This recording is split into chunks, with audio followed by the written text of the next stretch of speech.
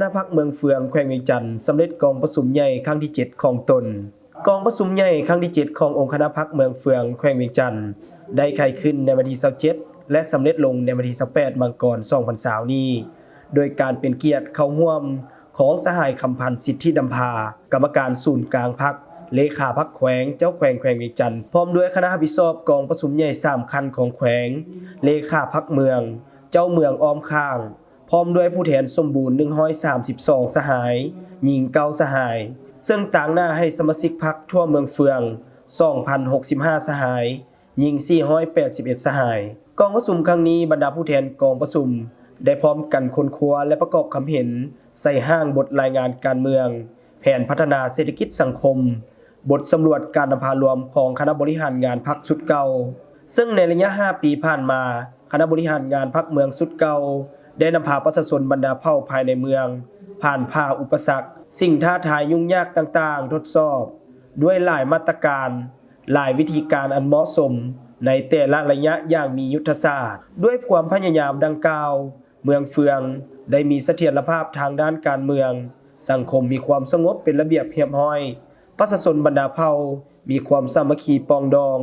มีแนวคิดอุ่นเอียงทุนเทียงมีความเชื่อมั่นต่อการนำพาของพรรคและการคุ้มครองของรัฐคุ้มครองสังคมด้วยระเบียบกฎหมาย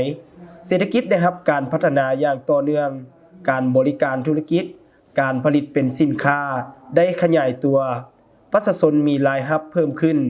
ความทุกข์ยากลดลงท่านแถวพนักงานสมาชิกพรรคมีการเติบใหญ่ขยายตัวทางด้านจำนวนและคุณภาพสามารถเฮ็ดล้อนหน้าที่การเมืองที่พรรค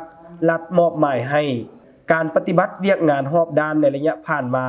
ได้ติดพันกับเวียกงานสร้างตลอดมาในกองประชุมครั้งนี้บรรดาผู้แทนสมบูรณ์จำนวน132สหายหญิง9สหายซึ่งเป็นตัวแทนให้แก่สมาชิกพรรคทั่วเมืองเฟือง265สหายได้ใช้สิทธิประชาธิปไตยของตนอ่อนบัตรเลือกตั้งเอาคณะบริหารงานพรรคเมืองสุดใหม่จำนวน21สหายหญิง3สหายและป้อนบัตรคัดเลือกเอาผู้แทนสมบูรณ์17สหายสำรอง2สหายไปเข้าร่วมกองประชุมใหญ่ผู้แทนองค์คณะพรรคแขวงเวียงจันทน์ครั้งที่6ในกองประชุมครั้งปฐมฤกษ์ได้เลือกตั้งคณะประจำพรรคเมือง7สหายและเป็นเอกสารเลือกเอาสหายคำเพชรจันทร์ชมพูเป็นเลขาคณะบริหารงานพรรคเมือง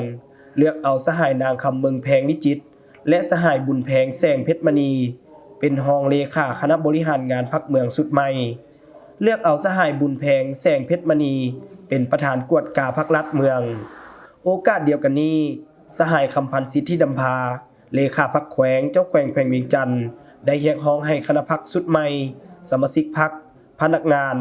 รัฐกรทหารตำรวจจงเชิดสู่ความสามัคคีเป็นจิตหนึ่งใจเดียวเฮ็ดให้เมืองเฟืองมีความสงบปลอดภัย